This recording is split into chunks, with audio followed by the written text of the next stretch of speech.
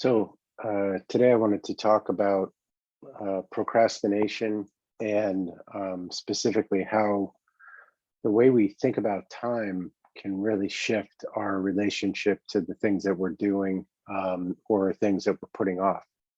So for most people, their cognitive strategy for procrastination, most people it's pretty similar. We'll think about a task and we're imagining the doing of the task. And when we think about it, if it's a task that we don't inherently enjoy, we're thinking that we're imagining doing it and that the doing is going to be unpleasant. And or the overall experience of kind of confronting that task will be unpleasant. And so we think, well, let me push that off into the future and experience, comfort now, and I'm going to push that bad feeling off into the future. And that's a great short-term strategy because you believe you get to feel better right now because you're not experiencing the unpleasantness of that task. And the key thing to notice here is that you're associated into this moment, or you're associating into the idea of the doing of the task. Now, that's great, and you can keep pushing it off for a while. And the other thing to notice is you're moving away from bad feelings. In NLP, we call that a moving away from motivation strategy. Either we move away from unpleasant feelings or we're moving towards feeling good for most people. So with procrastination, we're moving away from those bad feelings, we're pushing them off into the future. And that works for a while until, usually as a deadline approaches, something shifts in our thinking, and all of a sudden the idea of how unpleasant it will be if we fail at the task or don't get it done, that bad feeling eclipses the bad feeling of doing it. And for most people, you just kick into action at the last minute. And that's why people kick into gear at the last minute, and they'll just crank out a bunch of work really quickly and get it done, get it out of the way. So this is this kind of loop. We're moving away from bad feelings in the present. You keep pushing it off and pushing it off and pushing it off. Let's say you don't want to clean up, and you keep pushing that off. But then if you realize, okay, I'm going to have company and it's going to be really uncomfortable for me if I haven't cleaned up before the company gets here. So all of a sudden you kick into gear and you get everything clean for when people show up. So this is okay. There's nothing broken here. Your brain is working perfectly well. It's just not getting you the result that you want. You could say that procrastination is a motivation strategy that's not getting you the result that you want. So what's a way out of this? Well, the one way out of this is, instead of, when you think of an activity, instead of thinking of and imagining the doing of the activity,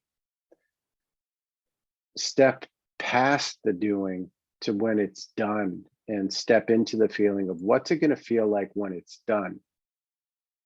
And for many people, if they imagine, oh, okay, now my apartment is clean, my house is clean, I feel good, I feel relaxed, that feels good. So that feeling of pleasure actually motivates you to take some steps in the direction of getting that done.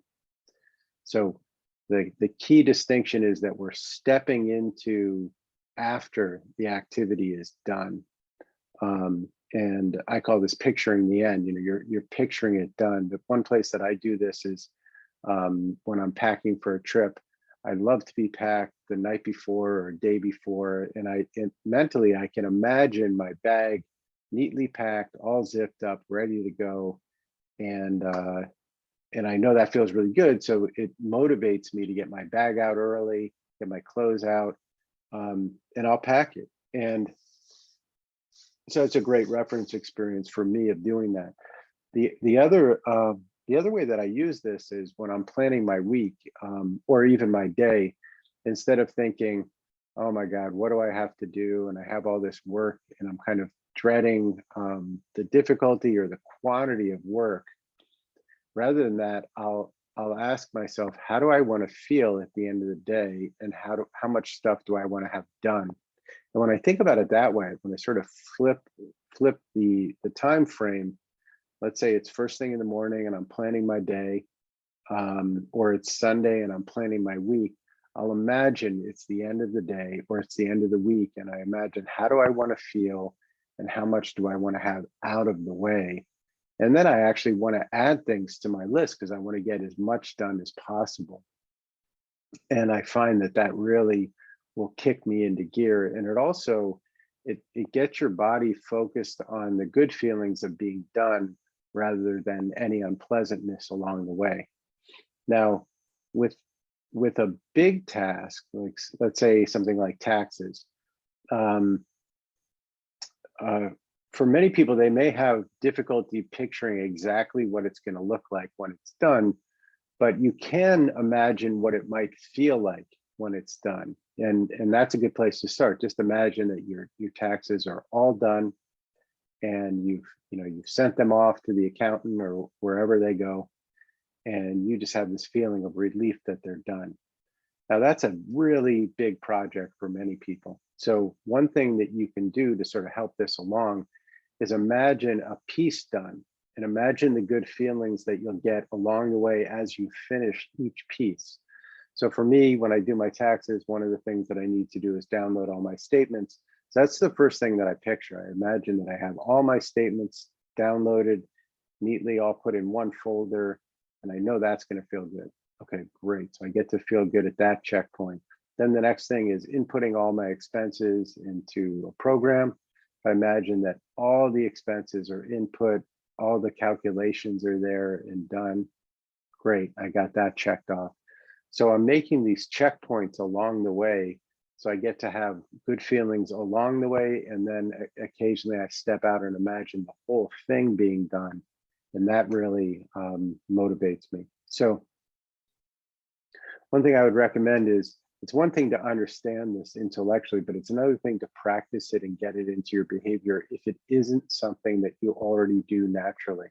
So there are a couple of things I would recommend. One is, like my suitcase example, I would look around your life, and I'm fairly certain that there's probably some places where you do this, where instead of thinking of the doing, you're thinking of the result and really imagining stepping into that result. So I would gather a number of examples of that so that you have sort of a reference of how to do it, and then try something, pick something new that you have to do and take some time to imagine what it would be like when it's finished. And for many people, they need to go through 5 or 6 or a dozen examples. So take your to-do list, and before you do anything, take them one at a time. And for each one, imagine that it's done. Imagine that the feeling of relief when something is checked off your to-do list. Maybe you can imagine yourself giving a little checkbox on your to-do list, and the feeling of relief and satisfaction at having finished something, and the feeling of accomplishment. And I think it's good to really reinforce that, and that starts to be kind of a virtuous cycle where you want to get more and more things done. So I encourage you to try that, and I hope that works well for you.